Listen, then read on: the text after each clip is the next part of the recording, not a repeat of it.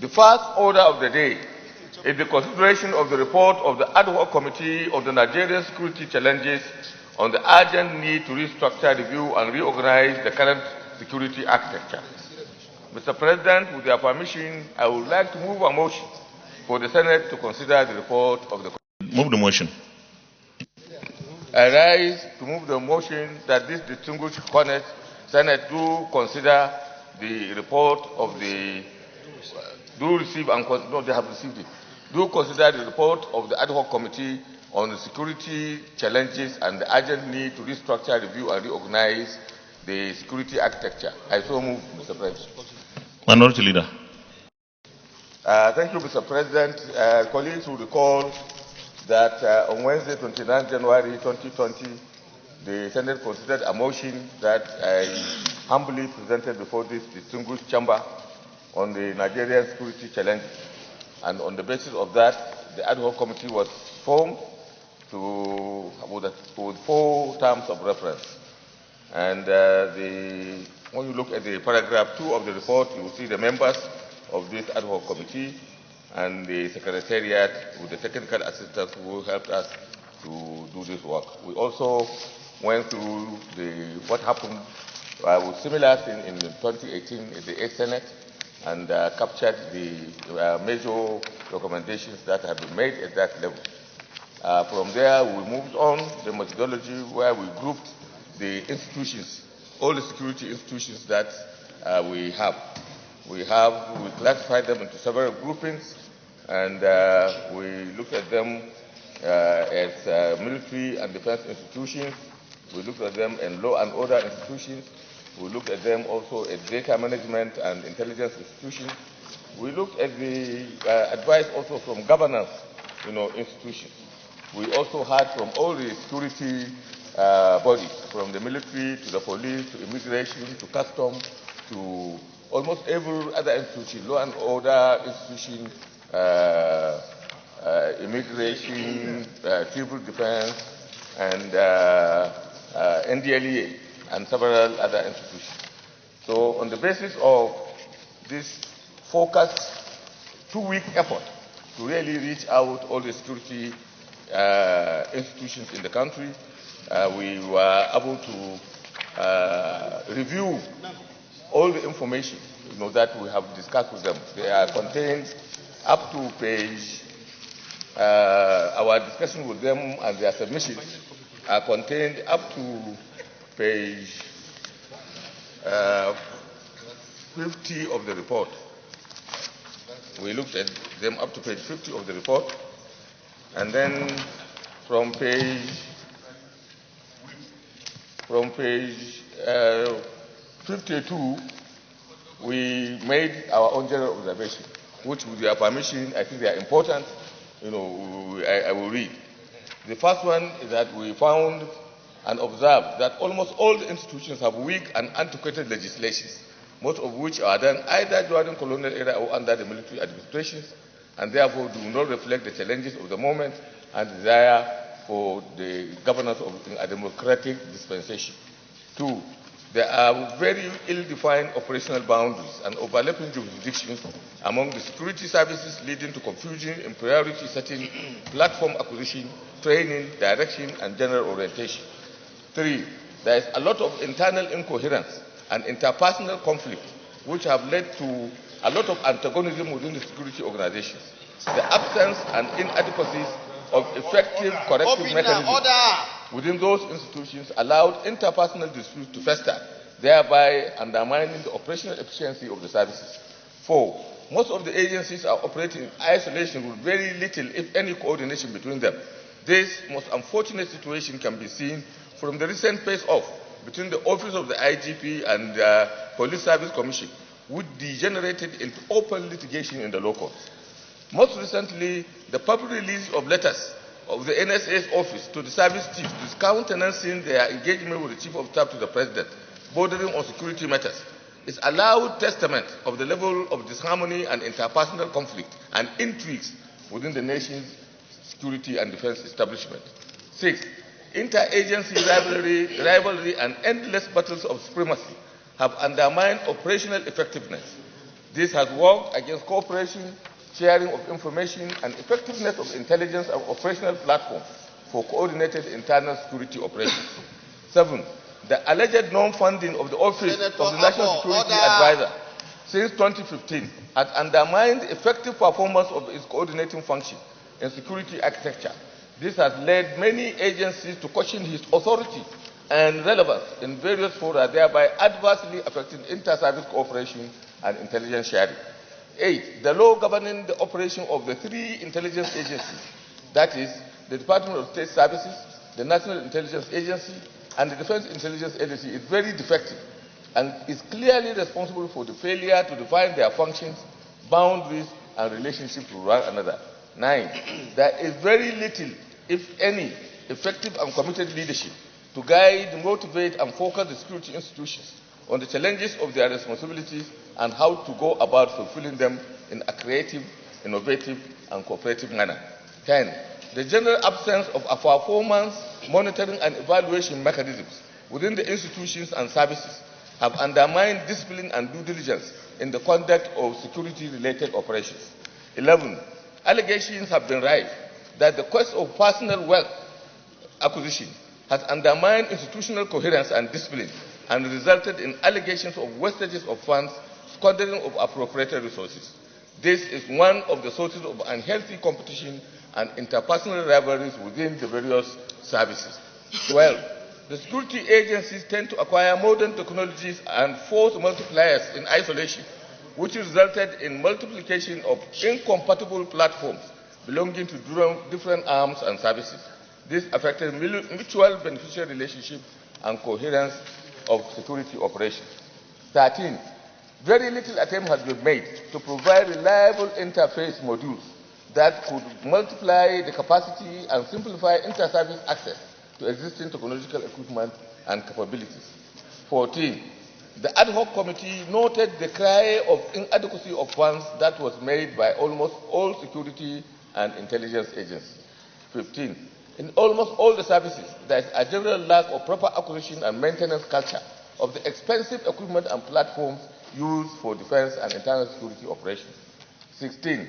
The prevalence of importing all the nation's national security equipment and gadgets undermine the security of the nation and amounts to colossal wastages when expensive equipment remain unserviceable due to lack of simple components, spare parts, or servicing materials.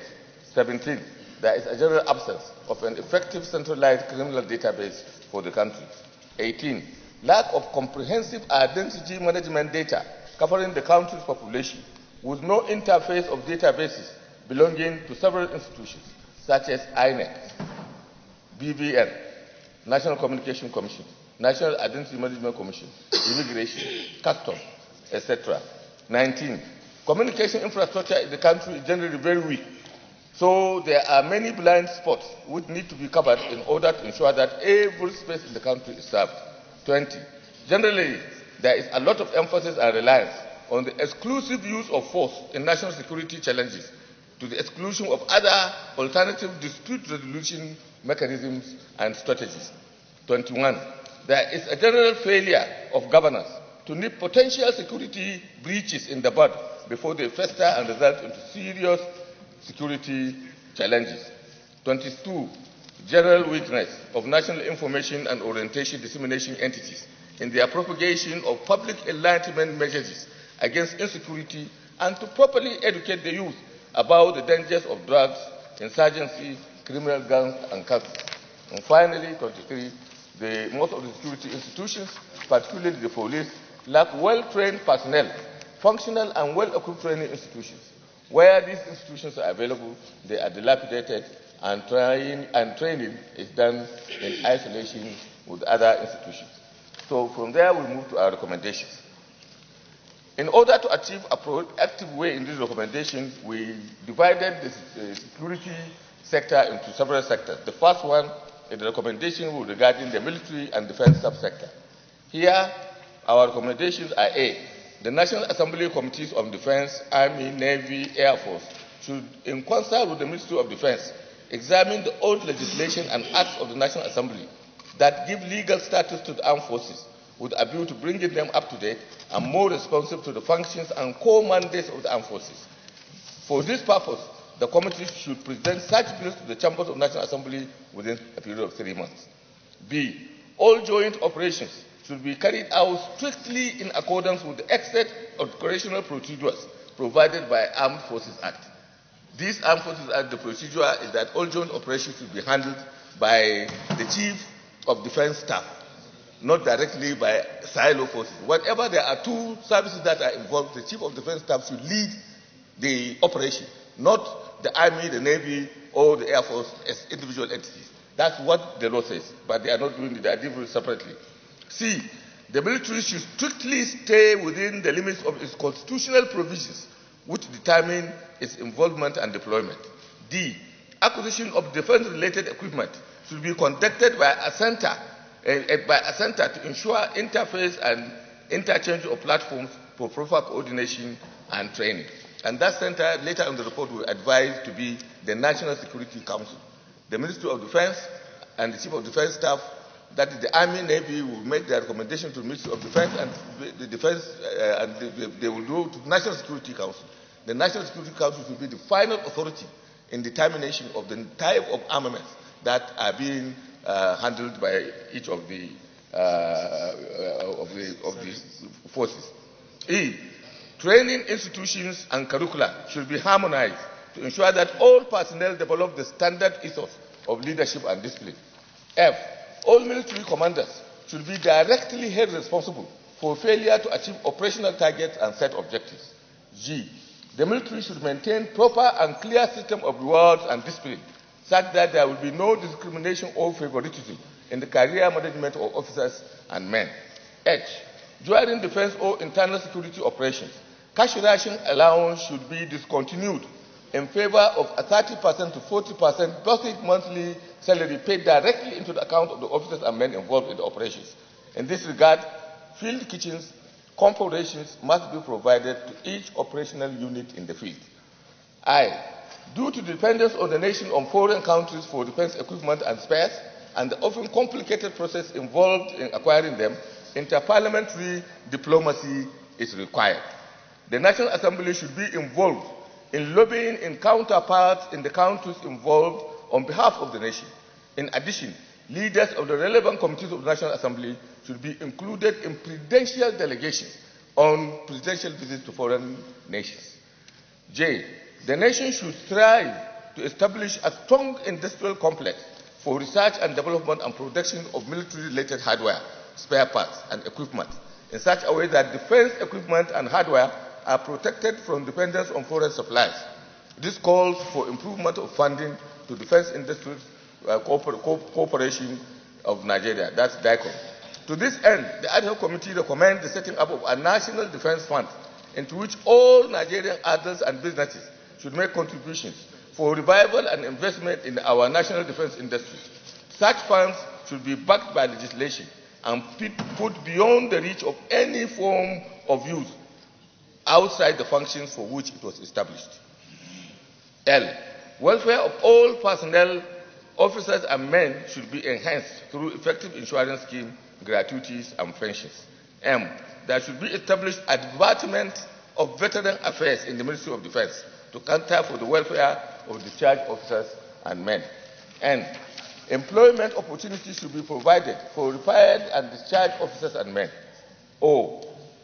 For the development and deployment of modern warfare capabilities in the form of surveillance and armored fighting drones and other unmanned aerial vehicles, cyber capabilities and other enablers, the Ad Hoc Committee recommends that the federal government should immediately A.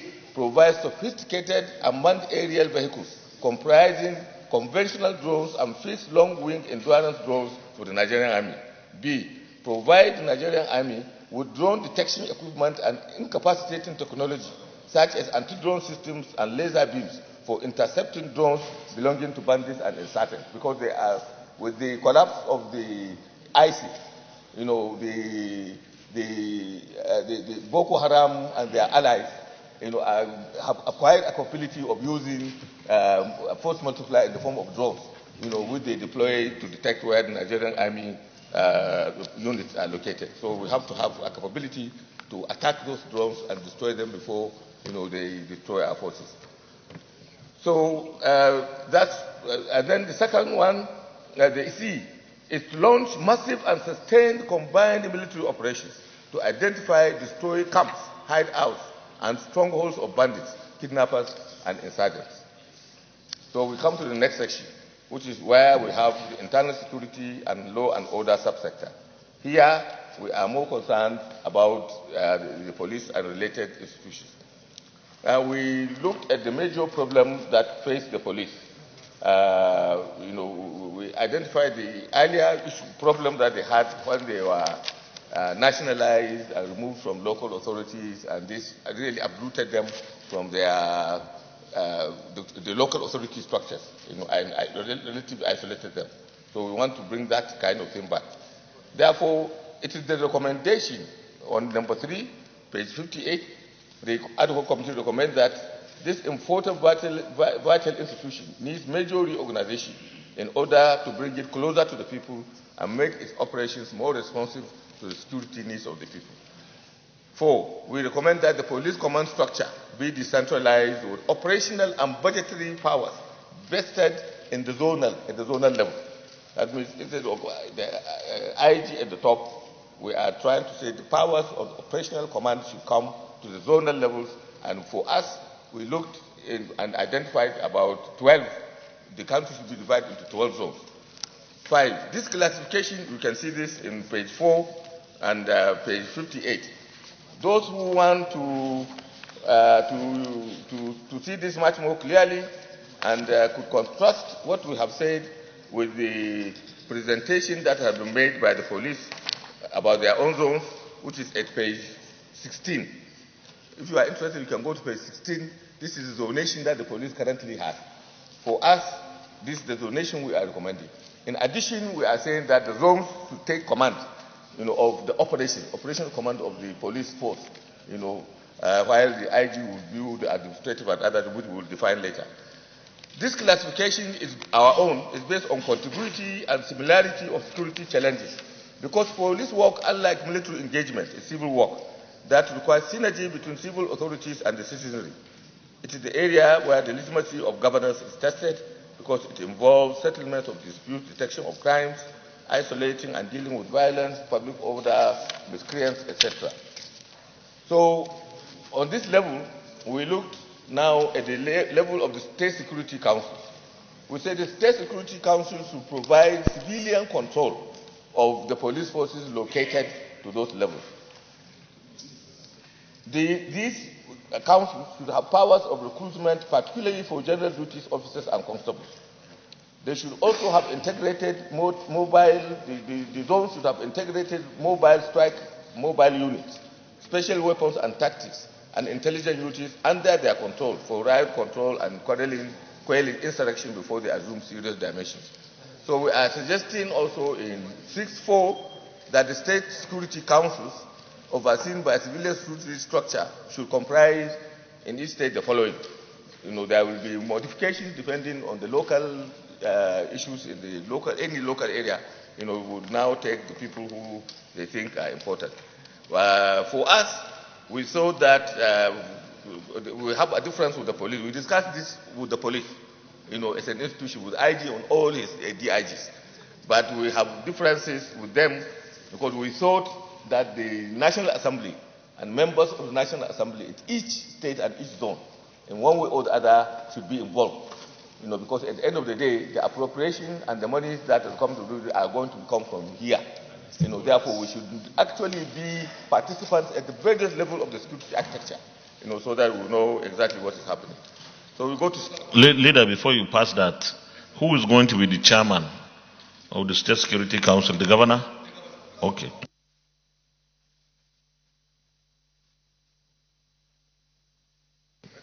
And the state commissioner of police are also members. But we think that there should be some mechanisms whereby senators are members of the House of Representatives in that zone, in one way or the other. Either they elect them, representing them, or they come depending on the circumstances of each state. But I think it's important for the national legislators that oversee the police generally, should be part of the operation of the Security Council in each state of the Federation. The police did not like that, but we insisted that that should happen because we know the kind of responsibilities that we have in both the chambers of the National Assembly. So we are suggesting also that similar structures should be established at the area command, at the local government and ward levels. Local government chairmen, the district village heads, the heads of autonomous communities, and other paramount rulers at those levels should also be part of the local security councils there. Number 8, we said that all community police formations should be recruited at the local government level and registered and supervised by the local police councils that oversee the recruitment and welfare of police officers in the community and in the local government. 9, the police should be supported to create more and well-armed and well-trained marine police formations, armed with robust gunboats and personnel with specialized training and skills that are adapted to riverine and inland creek and water terrains. With this, we insist that this maritime police formations should be multiplied and created and manned and also armed sufficiently so that these areas of the nation can be well policed. State assemblies should make edict to legalize community police established at local government level. 11, states and local authorities should pay the community police, but members of the formation should be allowed to do part-time farming and other business engagements. Funding of community police should be derived from grants appropriated by the state assemblies given to each LGA in accordance with the size of the community police formation based on the budget from the local authority for them. Then at the state level, the responsibility of the police deployed to the states is directly at the command level from the zonal command for the state operations. The state can, however, assist with accommodation and duty allowances during special operations. 14, the federal government is expected to give grants to the zonal commands, while each state should appropriate funds from its National Assembly for the police in the zonal command. 15, the zonal command should have budgetary control over the police formation up to LGA level and prepare and defend their budget before the police council at the zonal and the national level before it comes to the National Assembly for final appropriation. Then we come to the role and responsibility of Inspector General of Police.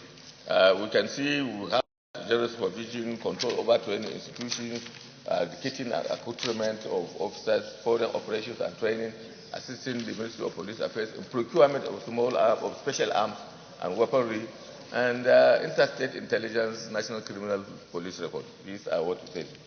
Then the area of police career management, we recommended that the function should remain with the Civil Service Commission and that with the Police Service Commission, and that recruitment by the Police Service Commission ensure that the recruitment of new intakes balances with the number of personnel stated for retirement. That if we say we are taking 10,000 people every year and 6,000 are retiring, so it will mean that we are only taking 4,000, which does not make any sense. So we are saying that we balance that. If we are taking 10,000, let it be effective 10,000, taking into account the 6,000 that are retiring. We are also recommending that the United Nations figure for police to citizen ratio, which is 1 to 400, for us, because we don't have the necessary force multipliers, we should bring our own down to 1 to 300. At least for the meantime, before we're able to acquire the technologies. From there, then the number is going to cascade down, to the United Nations minimum of 1 to 400. Ministry of Police Affairs, the Ministry of Police Affairs should be in charge of policy, procurement, and general administration of the police. We should also provide general guidelines on the relationship between various police organs and authorities, as well as provide mechanisms for dispute and conflict resolution. The appointment of zonal commanders and IGP should be done at the national level with the President and the Chairman, all state governors as members, the President of the Senate, the Speaker of the House of Representatives, the IGP, the Chairman of the Police Service Commission, Minister of Police Affairs, all other relevant persons who the President thinks are relevant in this. Our noble thing is that since the Senate and the House of Representatives are responsible for appropriating funds for the police, there is no way in which they should be excluded, for membership of the police council. So we think that whatever the law should be amended to make sure that they are members of that council. The National Police Council should be in charge of the budget of the ministry, the National Inspectorate, the Police Service Commission, the Zonal Command before it is defended at the National Assembly. To effect this structure, the National Assembly should amend the Police Act of 1945 to reflect this structure in concert with the Presidency, the Office of the Attorney General of the Federation, and the Police IGP and Police Ministry, and also the Police Service Commission.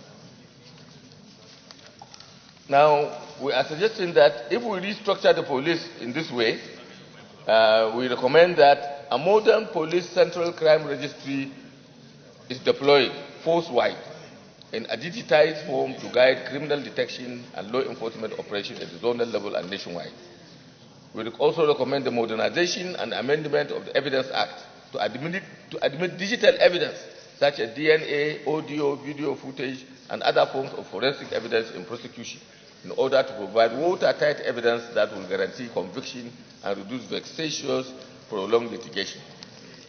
We recommend the deployment of post-multiplier technology like solar-powered CCTV cameras, body-worn surveillance systems, bulletproof vests and body armor, modern surveillance drones, and more critically, a robust and fixed air wing that must be provided with ultra-light aircraft and armed helicopters.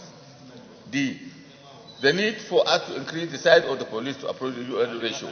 And here we have already said that the recommendation is that we should come down to about 1 to 300, at least in the past 3 or 4, 5 years before we could acquire the necessary technology to reduce the ratio. Logistics and infrastructures and force multipliers such as transport, mobility across land, sea, and air, advanced and standardized weaponry should also be provided to the police force.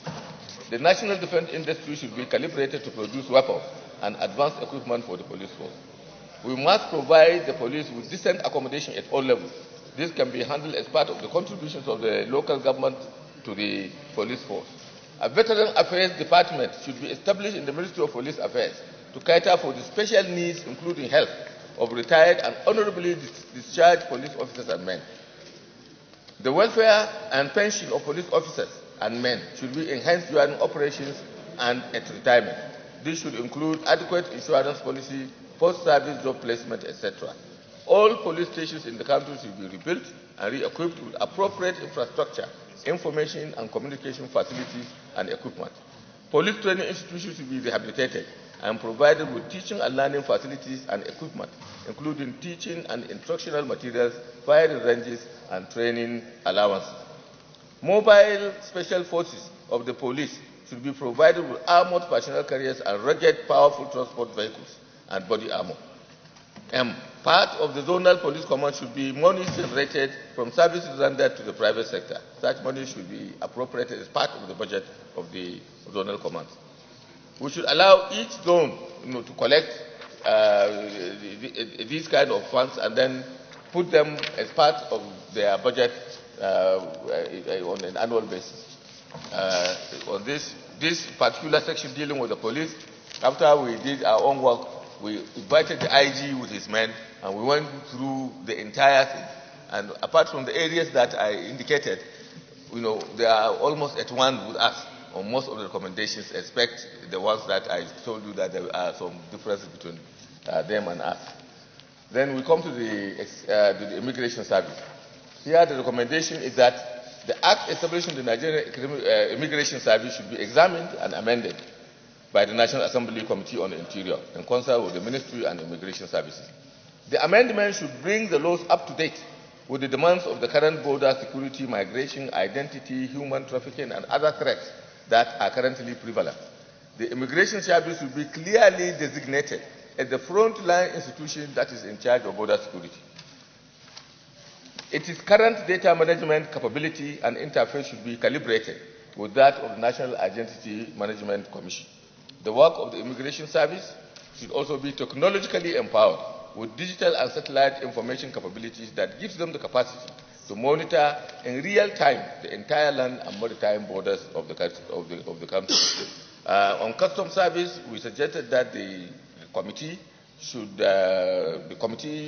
Senate Committee on Customs should look into the current act governing the Customs and Excise Service to be able to bring it up to date. so that modern issues, particularly that relate to transfer of goods and services and local production will be updated. Then the work of the customs service will also be digitized with modern technologies, acquired based on international standards. Then civil defense. Now, the Civil Defense Act, we examined the Civil Defense Act and we found that it is so all-embracing that it gives the civil defense powers to do everything in internal security management, including those areas for which they have no training or capability. So we are suggesting that the work, it is of the view of the committee that the core functions of the agency should be reorganized and handled to include only the following responsibilities. One, that to be charged with guarding and protecting key national infrastructure, such as buildings, bridges, pipelines, tank farms, pumping stations, airports, storage facilities, anti-theft, medical emergency, anti-theft protection, towing vans, and rescue equipment. We are suggesting that we move the road safety corps back to the states. And then we go from there, we go to intelligence and data management subsector. Here we identified the three institutions. That is the DSS, which is domestic intelligence, NIA, which is foreign intelligence, DIA, which is military intelligence. All are covered under the National Security Agencies Act, CAP N74, Laws of the Federation of Nigeria 2004. Our National Assembly Committee on National Security and Intelligence should examine this act and in conjunction with these agencies, prepare adequate legislation to guide their operation and distinct for functions and operational boundaries. Because the act that currently there is very deficient in those areas. So virtually the boundaries of the agencies are not defined and their functions are not properly defined. So this should be done by our Committee on Intelligence and National Security. Institutions should endeavor to establish one common platform that can be interfaced with the national database, including the police and the military, for ease of access to intelligence and intelligence sharing. The Department of State Services should beef up its personnel and operational capacities to be able to reach right down to the ward level, where they could interface with the work of the community policemen and women deployed among the people. What we are saying here is that the DSS really does not really cascade down. The personnel are very scanty. So the DSS should be beefed up so that they can reach down to the grassroots. 4, appropriate funding and office facilities will be developed for the DSS right down the ladder. The DSS should take over the responsibilities of VIP protection. It is very important. We say they should take over the VIP protection from the police. Only VIPs, the president, vice president, governors, deputy governors, deputy president of the Senate, deputy, all those who are entitled to orderlies should have police ADCs. Otherwise, all other people should depend for their own personal security on officers that are taken from the Directorate of Security Service, so that we don't have police all over the place. But if you have a special personal security like the U.S. Secret Service, which is just concerned with personal security of VIPs, this is what we have, and it should be the DSS in their civilian uniform with their guns and their arms, instead of deploying the police to be carrying portfolios to the market. Then we come to the National Identity Management Commission. For that one, we recommended that it should be removed from the office of the SGF and brought back to the Ministry of the Interior. The institution should be tasked to bring up a national identity management database that covers everybody in the country and interfaces with all other data collection and management entities, particularly those of INEC, BBN, NCC, Ministry of Health, National Population Commission, etc. What we are saying here is that wherever you are doing digital registration, the moment you register there, it will reflect automatically in the database of National Management Commission. So that all you need to do, even if you are doing registration for a SIM card, the moment you put your fingers, you register, you just go to the NYC and collect your national identity card. So Ministry of Communication and Digital Economy, NICOMSAT, and Galaxy Backbone.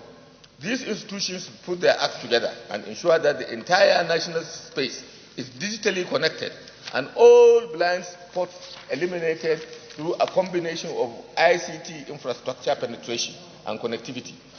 satellite communication, fiber optic cables, communication masts, and cyber facilities should be provided. This issue was well discussed with these institutions and the ministry, and they also recognize the issues that we are concerned with. 2, we recommend the purchase of new satellites for NICOMSAT. The one that we have is defective and is going to expire in the next 2 or 3 years. That we need to have a bigger one that has additional audio and visual facilities, which the one that we have now does not have. 3, there is a need for the rehabilitation and establishment of satellite ground-based stations for the reception of satellite information for utilization of customers in both public and private sectors. The NCC, National Communication Commission, as a regulator, should provide guidelines and operational procedures and sanctions regime on all ICT operations and initiatives in both private and public sectors, including the intelligence community. Then we also identified governance and public administration sector as a very, very important sector in this area. In order to seamlessly implement a lot of the recommendations listed above, there must be a buy-in and commitment of all institutions and different tiers of governance, federal, state, and local government. All the reforms highlighted above involve both legislative, executive action, and also involve legislative and executive arms of government. The judiciary and corrective institutions must also have a buy-in, especially when it relates to criminal justice system, particularly the Review of Evidence Act in the judicial administration. 4, the judiciary must harmonize the relationship with the legislature and the executive arms of government on matters bordering on national security and treatment of grave criminal offenses that challenge human conscience, peace, and integrity of the nation.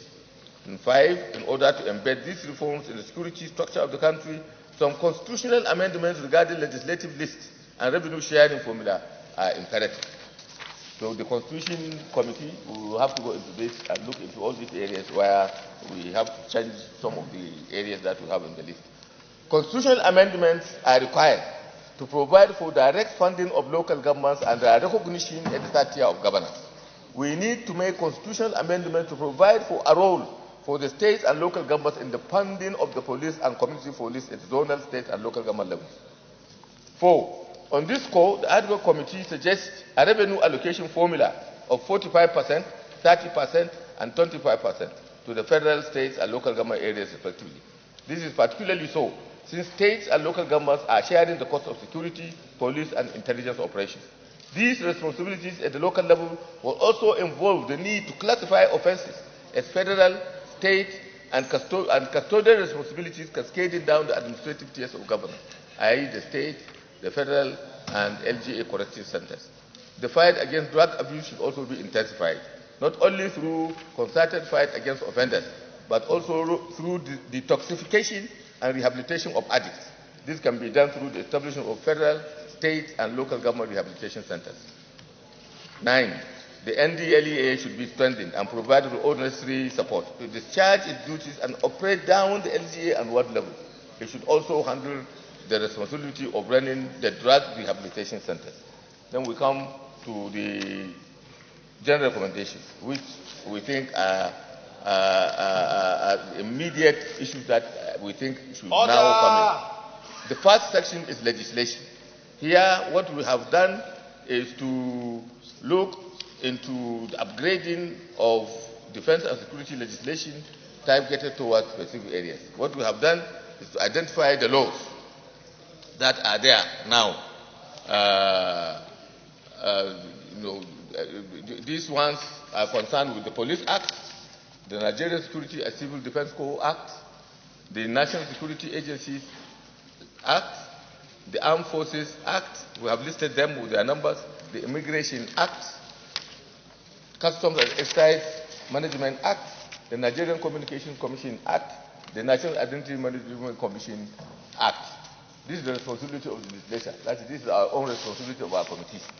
We have to go through this legislation, a lot of which, as I said earlier, were recommendations that have been how to tackle the current challenges of internal security. Here we are suggesting the identification of all sites and locations of terrorists, kidnappers, bandits, and mobilizing all the services for massive operation to root them out. Surveillance drones and night vision gadgets and facilities are necessary. 2. Identification and apprehension of local informants who feed the terrorists and bandits with information about targeting communities and individuals. Relevant information should be extracted from them to help preempt and stop bandits and kidnappers' attacks in their tracks. We have to identify traditional rulers and leaders at locations where terrorists and criminals are operating from, and through them help the security agencies target and destroy locations and staging areas. 4. The committee has concluded that the country is technically at war, so total mobilization of all forces is required, and simultaneous operations are required to give these bandits and terrorists and criminals no hiding place. There is therefore the need for national mobilization to immediately overcome the resurgent Boko Haram insurgency and the murderous atrocities of bandits, kidnappers in the rural and urban space. The following are suggested. There should be a general mobilization of the entire national security apparatus, with all the three necessary force multipliers available, including the involvement of local communities against Boko Haram. 2. Every state and local government should identify all the preachers and Maleme Harbour and Almajiri children on non-conventional learning and detention centers. In concert with these and enlightened ulama and traditional rulers, these places of instruction should be closed. The children liberated therefrom should be accommodated and fed, provided with integrated Islamic and Western education in boarding schools that should be constructed in all states under an emergency program to be funded by the University Basic Education Commission and the local government. The Universal Basic Education Commission Act should be implemented to the letter, because if we implement the Universal Education Commission Act to the letter, all these things that we are talking about will not even happen. So we have to look at the content of that legislation and ensure that it is implemented. Then it is also important to note that the original farmer had a conflict over grazing rights has now assumed a completely new dimension. The herdsman and his opposite number, that's the volunteer, have transformed themselves into rural bandits and kidnappers, terrorizing the northwestern and north central zones of the country particularly. They have already have an inroad even in all parts of the country, particularly in the south-south, they have even gone south-south, north, south-southeast, and the southwest, which propels southwest into Amoteko. So these are the issues. Important that they operate as roving and marauding gangs, using scorched earth tactics, pillaging and governed rural spaces, from sanctuaries in hills and forests in the countryside. They raid and burn settlements, stealing food and livestock, killing and kidnapping helpless, defenseless rural dwellers for ransom, raping and enslaving women folk in the process. This banditry must be confronted immediately with all the force available to the state in well-planned, coordinated land and air operations. They must be denied functionaries through effective occupation of all forest and hilly terrains, which should be converted into training grounds and fortifications for the military, police, and other paramilitary forces. Number 8, insurgency and countering it rely on elements of intelligence gathering that shape dynamic energy and the element of surprise. On both counts, the armed forces, with all their resources at their disposal, appear to have conceded the upper hand to the bandits. Therefore, what we suggest is that the army, as a matter of urgency, must acquire unmanned aerial vehicles comprising of conventional drones, fixed-wing, long-endurance aircraft that the insurgents are yet to get. There is a need to provide instant intelligence and surveillance for attacks and ambush strategy, while fixed-wing altitude aircraft can provide sustained, pervasive, and dedicated surveillance for 24 hours. These should be given to our armed forces so that they have an edge, over the terrorists. Number 12, with the insurgents using cheap commercial drones to survey our troop positions for attacking, it's only a matter of time before they can use their ISIS connection to weaponize them. Therefore, it is imperative that the army should be equipped with drone detection and incapacitating technology, as I said earlier, so that we can be able to shoot their own drones out of the sky. We are therefore calling, number 21, for a massive and sustained combined operation to identify, destroy, and annihilate the camps and hideouts of the bandits and kidnappers, wherever they may be situated in this country, with no let up whatsoever. This combined operation will involve all the security and intelligence resources that are available to this country, because it will have to be holistically planned and simultaneously executed, so we don't repeat the mistake of dislodging them from one forest and then they can resuscitate and come back and relocate into another. The operation should make use of land and aerial attack, utilizing intelligence gathering and reconnaissance technology, and all rehabilitated forests should be occupied and subjected to sustained monitoring using the National Park Service and other relevant agencies to make reoccupation of those sanctuaries impossible. We should make effective use of community intelligence and cooperation to establish or to fish out embedded culprits operating within the midst of the communities and bring them to book. This is also in tandem with the earlier recommendation that we made for us to fish out those people who are informants of the bandits but who are residing within the communities and provide information to the bandits that this man has collected 400,000 or 4 million, come and attack his house. This thing should be there. The operation should be visible and conspicuous to ensure that a strong message is sent out that whoever engages in banditry and kidnapping will pay a very heavy price. Since it is obvious that what is fueling the problem is the apparent impression of a lack of clear and present retribution. Stories of millions being paid in ransom have emboldened copycat instant criminals who believe the gains far outweigh the risks, and this mindset must be erased. Conclusion, Mr. President, my distinguished colleagues, on behalf of members of this ad hoc committee, I wish to thank the Senate President,